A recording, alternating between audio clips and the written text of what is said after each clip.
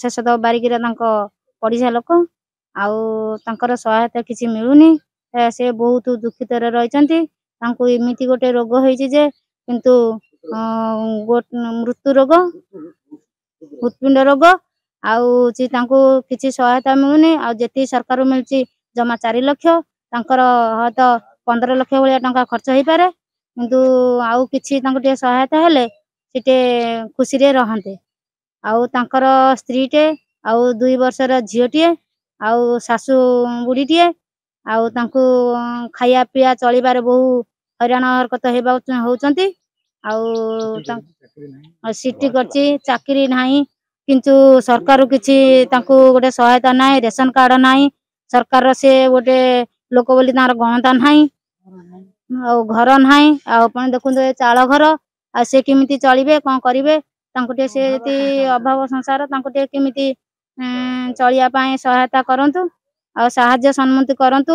ଆଉ ଛୁଆଟି ଟିକେ ବଞ୍ଚିଯିବ, ଆଉ ତାଙ୍କ ପରିବାର ଟିକେ ସୁଖରେ ରହିବ। ଆଉ ଝିଅ ଛୁଆଟିଏ, ଗୋଟିଏ ଛୁଆ, ଛୋଟ ଛୁଆଟେ କେମିତି ରହିବ ତାକୁ ଟିକେ ଦେଖନ୍ତୁ। ସାହାଯ୍ୟ ସମ୍ମତି କରିବାକୁ ଟିକେ ଚାହାନ୍ତି। ତାଙ୍କର ଫୋନ ପେ ନମ୍ବର ଆମେ ଦମୁ।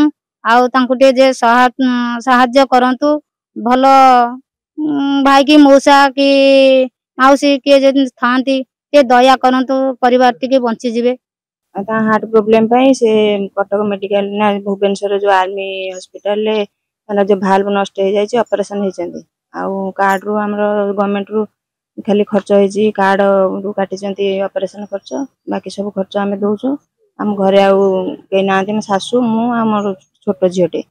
ଆଉ ଟ୍ୟୁସନ କରନ୍ତି, ଏବେ ତ ସେ ମେଡିକାଲରେ ଅଛନ୍ତି। ପଇସା ପତ୍ର ବି ଆମ ପାଖରେ କଣ, ଆମେ ଟିକେ ଖର୍ଚ୍ଚ ପତ୍ର ଟିକେ ସେମିତି ଭଲ କରିପାରୁନୁ। ଆଉ ନା, ସେ କିଛି ପରିଶ୍ରମ କରିପାରନ୍ତିନି, କେବଳ ଏଇ ଟ୍ୟୁସନ ଫ୍ୟୁସନ କରିକି ଆମେ ଚଳୁ।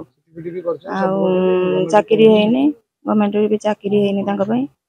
ଆଉ ଏଇ ପଇସା ପତ୍ରରେ ଅସୁବିଧା ହଉଛି, ମେଡିକାଲରେ ଆମେ ଟିକେ ପଇସା ପତ୍ର ଠିକ ସେ କରିପାରୁନୁ।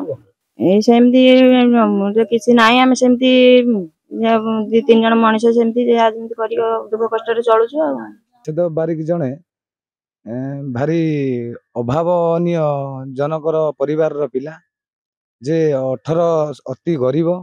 17-18 ବର୍ଷରୁ ସେ ନିଜ ସହିତ ଫାଇଟ୍ କରି ଚଳି ଆସୁଛି।